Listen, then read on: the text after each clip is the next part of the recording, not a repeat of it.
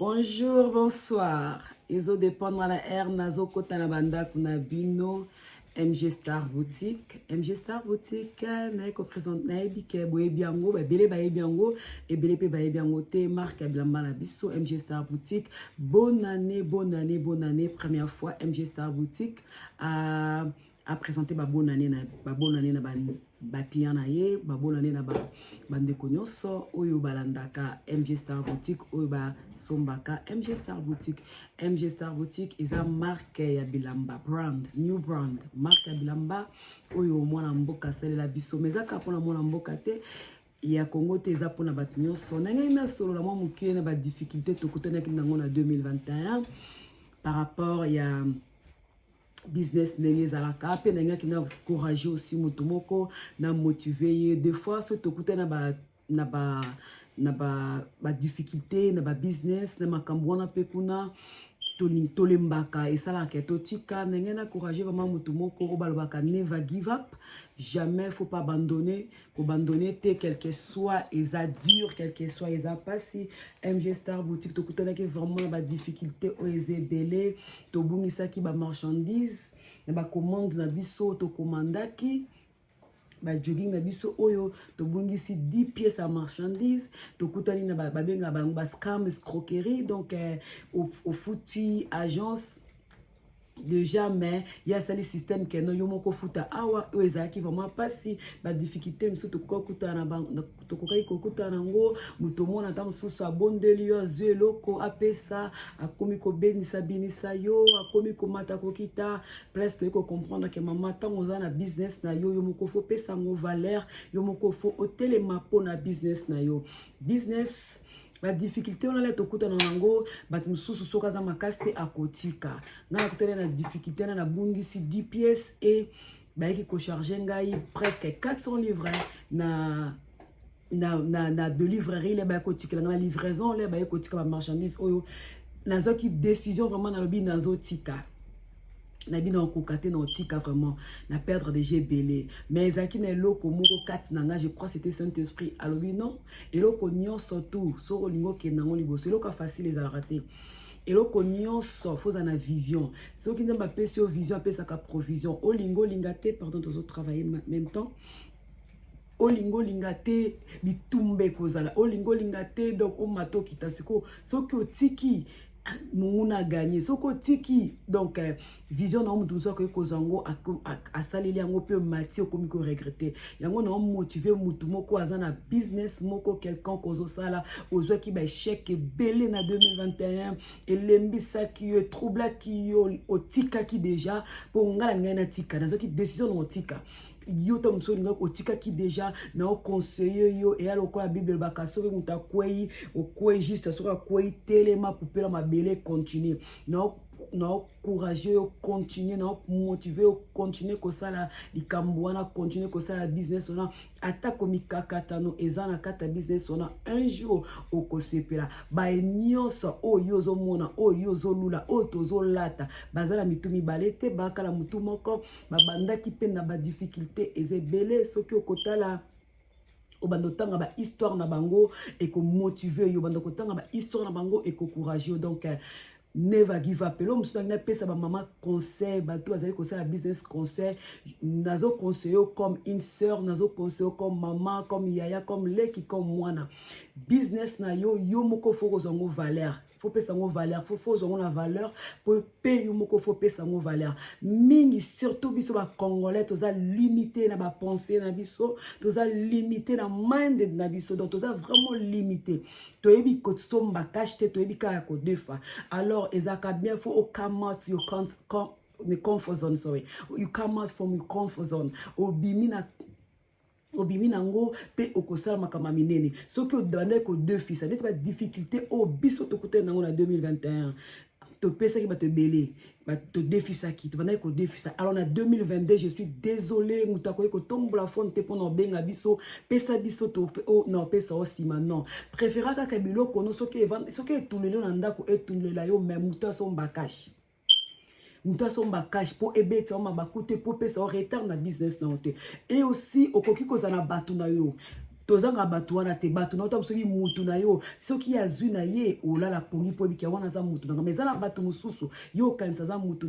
donc soki azwi aye pour faire chier yo aye po beto mabaku alors diable ka kokota par-ci par-là pour na ka kolongola kimia na bato alors on conseiller yo pese loko no valeur na shop tokenda na Zara bato defaka te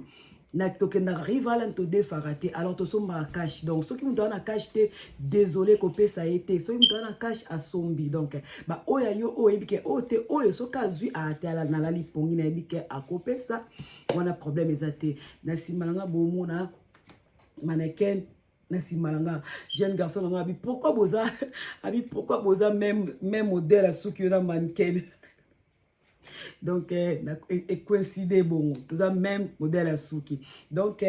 na mannequin za na sima bomoni o mannequin la ti ngona la ti donc ko telema na telemi na le quoi mannequin moya baluka ezate nga nazo baluka na place à mannequin pardon nazo baluka pour ça quitte moi moké nazo baluka na sima elamba na biso eza boye na sima eza boye MG Star Boutique na sima eza boye na sima eza boye na sima eza boye donc so olingi o contacter MG Star Boutique numéro na biso to wana numéro na biso to wana pe toza na page Facebook to na page Facebook MG Star Boutique MG Star Boutique page Facebook na biso Instagram na biso eza MG Star Boutique officiel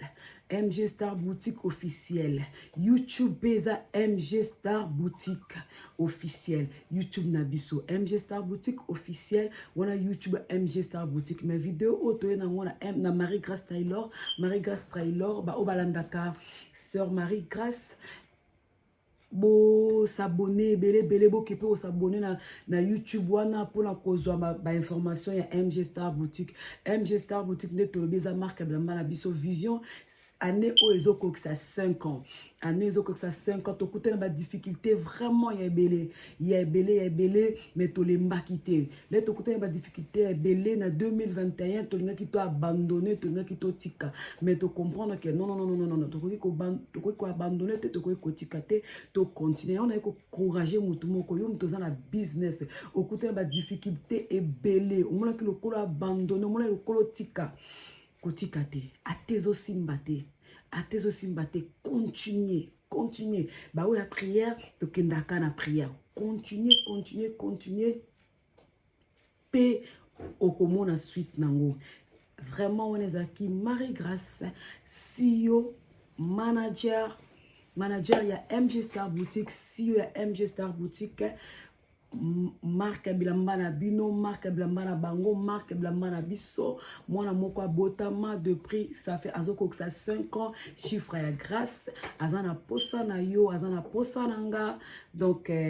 bo consommer penza MG Star Boutique tozana malili to mona ngo qualité kitoko nyonso kitoko bo consommer yango partager vidéo betela mutu moko lisolo onana ayebi lisolo a MG Star Boutique te donc wana tosuki wana na ngai ki kara juste pour kolakisa bino MG Star Boutique